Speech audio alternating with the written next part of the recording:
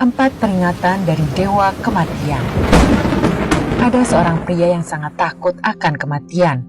Sepanjang waktu dia selalu berpikir, saya bisa mati kapan saja. Apa yang harus saya lakukan? Bagaimana saya bisa menghindari itu? Dia terus berpikir dan berpikir. Akhirnya ia memutuskan untuk mengundang Dewa Kematian dan bertanya kepadanya. Dia selalu berdoa siang malam untuk mengundang Dewa Kematian. Suatu hari, Dewa Kematian pun datang. Pria ini lalu bertanya, Dewa Kematian, Anda adalah dewa yang bertugas mencabut nyawa. Mungkinkah jika Anda tidak mengambil nyawa saya?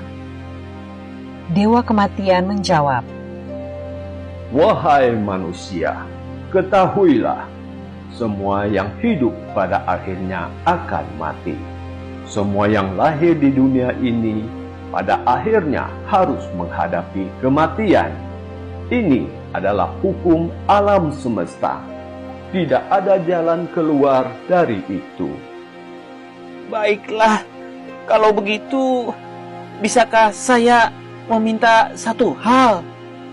Apa yang ingin kamu minta? Sebelum waktunya saya mati, bisakah saya mendapatkan pengingat agar saya menjadi sadar bahwa masa hidup saya tidak lama lagi, sehingga bisa segera menghabiskan waktu yang tersisa dalam hidup untuk lebih banyak berbuat kebaikan serta menyembah Tuhan. Baiklah, itu mudah saja. Saya akan mengirimkan peringatan padamu. Bukan hanya 1, tapi 4 peringatan. Dan jeda waktu di antara peringatan tersebut juga cukup panjang. Jadi, kamu akan punya kesempatan untuk memperbaiki diri dan lebih banyak menggunakan waktumu untuk menyembah Tuhan. mendengar permintaannya dipenuhi oleh Dewa Kematian, pria ini menjadi sangat senang. Kini dia menjadi tidak terlalu takut lagi menghadapi kematian. Dia berpikir bahwa dia akan menjalani hidupnya dengan bahagia dan akan segera bertobat setelah mendapat peringatan dari Dewa Kematian. Singkat cerita, beberapa tahun pun berlalu. Sang Dewa Kematian datang kembali menemuinya dan berkata, Hai manusia, saya datang untuk menjemputmu. Sudah waktunya kamu ikut denganku. Sekarang juga. Hah? Bagaimana bisa? Kenapa dewa membohongi saya dan tidak menepati janji? Bukankah dewa mengatakan akan mengirimkan 4 peringatan sebelum waktunya saya mati? Mana peringatan itu? Saya sudah menepati janji saya. Saya sudah mengirimkan peringatan bukan hanya 1, tapi 4 peringatan. Ah? Peringatan yang mana? Baiklah, dengarkan baik-baik. Saya jelaskan padamu. Peringatan pertama adalah ketika saya mengubah rambutmu menjadi berwarna putih.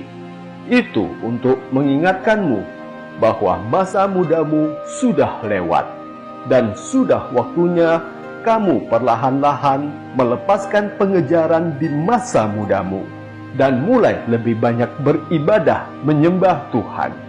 Tapi kamu tidak peduli dan malah mewarnai rambutmu kembali menjadi hitam.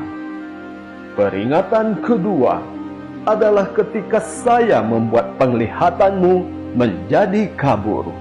Itu untuk mengingatkanmu bahwa jangan lagi terlalu terikat dengan hal-hal duniawi yang terlihat di depan mata.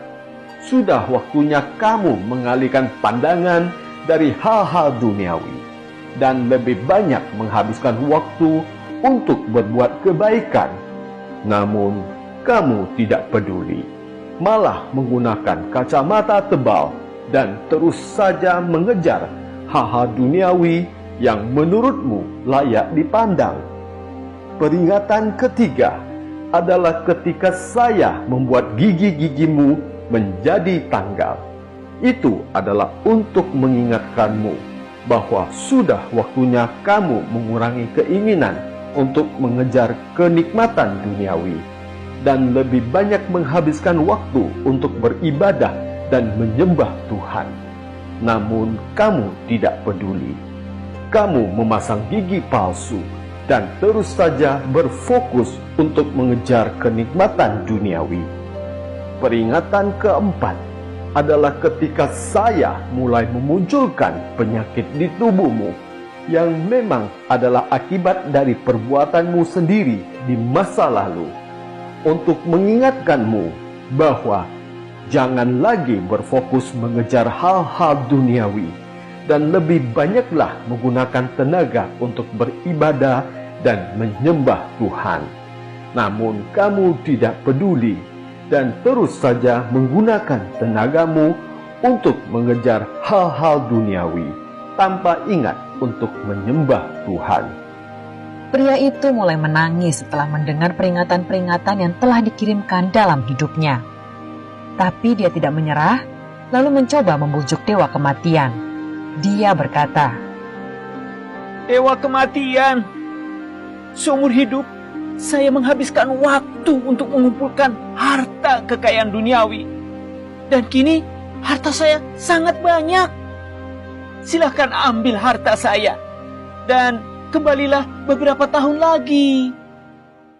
Hahaha, wahai manusia, ketahuilah hanya mereka yang masih terikat dengan duniawi yang bisa disuap dengan materi dan harta kekayaan. Jika kamu ingin membuat saya mengubah pikiran, seharusnya kamu lebih banyak mengumpulkan amal kebaikan.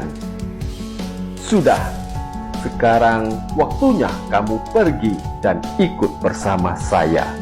Semua harta, uang, dan kekayaanmu, tidak satu pun yang bisa kamu bawa. Tinggalkan semuanya di sini. ada kebenaran yang tidak berubah, bahwa semua yang hidup pada akhirnya akan mati. Harta dan kekayaan, benda materi apapun yang kita kejar dan peroleh di dunia ini, pada akhirnya juga harus kita tinggalkan. Hanya amal dan kebaikan yang akan terus bersama kita, bahkan setelah kita mati.